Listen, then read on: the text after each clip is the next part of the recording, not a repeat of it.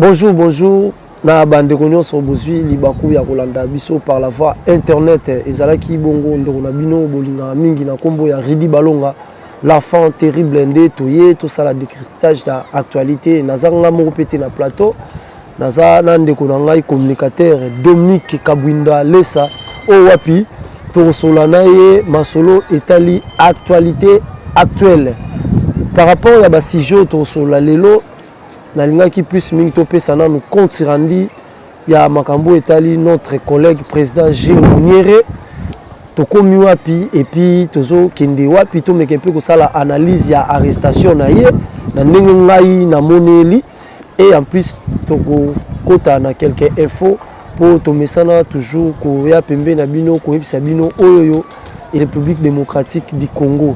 Namoni na France, Yuyu Kabwiku place aux alliés na Pesio Bambote, pourquoi pas na Belgique, Landry vous dit ça, Liebo, pourquoi pas Sephora Ngoma, Bino Nyon Sobato Bolandaka, la voix, l'enfant terrible na Pesio Bino Bambote, place Bozali. Bonjour Ndeko Walesa. Bonjour enfants touristes, bonjour peuple congolais, bonjour Landry Bisso, tous à point na Bino. Congolais en général, tous les présents apparemment de Bombote, Mbote mingi et pas ya collègue nanga Gilles Mouniéré, la PC Bombote, Nzambe de Kolo abattre là, tous à point na bino, ngaye mulibila bino, Walesa de l'UDPS, Mboka. Merci, merci. Na ebisa bino na débit, toza mibale na Walesa, tozo sala moi un peu analyse. À part actualité, et là, liboso sujet liboso na ngeto solo la arrestation ya président Gilles. Donc on ça tozo sala politique. Bandeko ba olanda biso lelo libanda ya mboka na lingi pena bo pesa nga attention mingi bolanda nga boyoka eloko nini na ngina loba na bino par rapport ya arrestation ya président Gilles Kalubi Mouniéré. Après avoir eu l'arrestation, il y a président Gilles Tomeke un peu kokota partout, ko sala ba investigation, to na quelques données au to kopé Sabino. Avant bakanga président Gilles eza na réunion mo kotaki oyo kotaki ba cadre ya parti et puis ba autorité ya mboka. Na kati ya réunion wana langage moko oyoyo bango ba utiliser na réunion wana on ne peut pas céder notre pouvoir à cause ya mutu moko. Donc toki kotika pouvoir na biso te kende à cause ya mutu moko. Par là na sali ba analyse kotika pouvoir qui est à cause ya mutu moko, cela veut dire quoi? Nazala pembeni ya président Gilles. Mais nazo solo na bino état que politique. Peut-être arrestation au président Gilles façon nango biso nyonso to sepeli nango te. To sepeli nango te parce que ezaki humiliation ba humilier tout près à ndako na ye. La manière o ba ki kozwela ye. Mais la politique to satandaka ou soit kokangama ou soit liwa politique biloko wane yaka. Donc ou soit zala prudent so za prudent to kokufa na politique ba kokanga yo. Mais à ce qui concerne makambo etali président Gilles Kalubi na encore le Bapé même président de la République Félix Antoine Tshisekedi Tshilombo akoma okoma na kanda nazali collaborateur na ye direct ya parlement sans formol solo Gilles Azate ngande naza vice-président je sais elo oni na oloba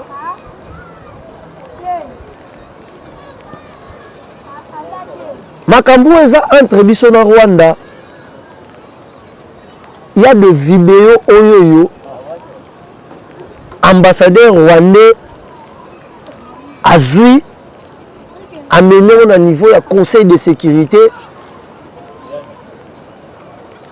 pour la RDC. Accusation eza mingi, incitation de haine. Eza ko collaborer na makambu oyo ndeko Gilles Munyere abande olobana parlement. Donc pour eux, Gilles Nde a soulevé bateau à côté de bango esprit pour bako maruluka ba Rwandais, mais tandis que ndeko Gilles a dans un contexte où on a opération talaka chine zolo boye na boye. Mais le fait que ça qui dans le domaine diplomatique politique et comme il pesé mokonza mboka so vendre au monde kaka téléphone batindele vidéo peut-être un ambassadeur mobu tala vidéo parlementaire debout communicateur nayo aoloba voire même le secrétaire général Augustin Kabouya bakonza parti maintenant et c'est là qu'il faut livrer Gilles Kaloubi. Mais la manière dont on va livrer, il y a un peu de CPLT.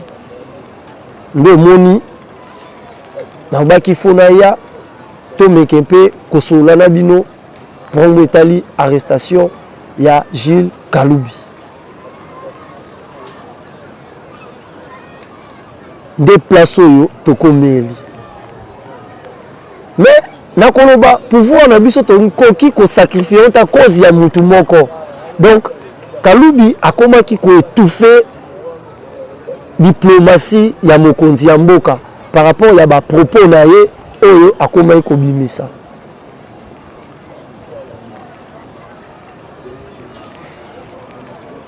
Ngaso na loba na linyeka juste natalisa bakonzi ya mboka bakonzi ya parti eloko nyonso soko eye fo toluka koyeba ndenge ogere yango. Gilles aza mwana na bino, papa nyonso ayebaka kobomba mwana ndenge mama pa bombaka mwana ye. Tokokaki kolemba Gilles te malgré tout, mais tokokaki koorienter Gilles. Nayebi ke place Gilles azali bakonzi oyo bazolanda ngai bakosala essentiel pour Gilles azala malamu. Et puis place Gilles azali eza juste bake koture ye kobenda ye matoi. Nazosenga na badiaspora tout oyo bolingaka Gilles bozala calme. Biso tozotambola toujours mpona masolo ya Gilles, tozosenga calme. Gilles abande kolobela makambo ya famille na ete. Gilles ando lobelaka makambo ya Etienne Tshisekedi wa Mulumba na IDPS. Mais Gilles a occupé ko sala te ke no IDPS oyo apesi pouvoir alongolisa sous pouvoir wana.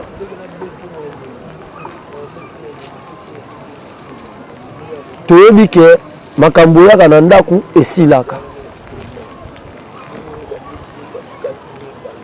Na osenga kaka na papa mokonza mboka ayokela biso ba parlementaire debout à travers biso alimbisa Gilles Kaloubi.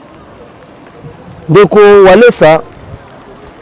Wanesa ki moi synthèse moto salaki pour na makambo etali Gilles Kaloubi. Merci mwana mboka pona malbouti koloba pona kerie pona président Gilles Munyere ngai na bi président Gilles lelote et bi président Gilles bandakala président Gilles za combattant oya makasi o abundi pona mboka o abundi pona état de droit o abundi pona changement. Je me rappelle jour ya mariage na ye azui parole abandi koloba ngai na kobala te non il devait s'agir pouvoir te mais lelo na belle parce qu'il devait s'agir pouvoir. Président Gilles aza parmi ba combattant oyo parce que na vérité Président Gilles aza parmi ba combattant oyo balalaka te mpona mboka. Mais lelo Président Gilles ana boloko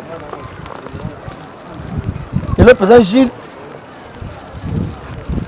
aza na biso te aza kuna na boloko nde na ye lelo kosenga epai mama Marthe na ye lelo kosenga na bakonzi ya parti lelo na ye lelo kosenga 001 ya Congo mwana mboka Faci satellite kete bolimbisa mwana mboka président Gilles ya Parlement Debout lelo na ye kosenga numéro 1 pour kete asala intervention na bona dossier ya président Gilles parce que lelo aza mutu ya biso eza mabe esali me tosengi bolimbisi parce que biso ba président Parlement Debout tosengi 001 était satellite en tant que papa kotana likambo ya président Gilles pour que te président Gilles asa libéré asa libanda parce que toza besoin na ye moi ce n'est pas besoin na ye na bana baza besoin na ye ba mwana président na bango tata na bango mwana mboka enfant terrible ndeko wale sa tokoba po tozana sima ya ngonga banda arrestation ya ndeko Gilles Salami na mupanzi ba parlementaire debout pour chaque jour yo zalaka et pas Gilles. Est-ce que bandeko ne ba parlementaire debout pe ba eko visiter déjà banda makambo et Salami? Merci mwana mboka enfant terrible. Dossier ya président Gilles naza na moi regret pour na ba collègue biso mususu. À travers ba propos o bazo maintenir na nzoto ya président Gilles. Ne kotela ke ba mususu baza na bolingo te. Bango bazo sepela pour l'arrestation ya président Gilles. Ba mususu.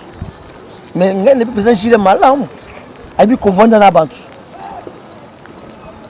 Ce qui est siliki dans 2 minutes et c'est un pas naïe. Le président Gilles.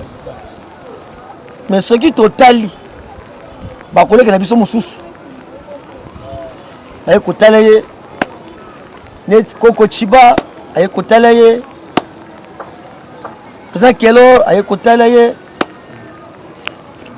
amuso bazali ba Moïse Maoka ba kotalaye tout d'abord vous avez côté prière na soutien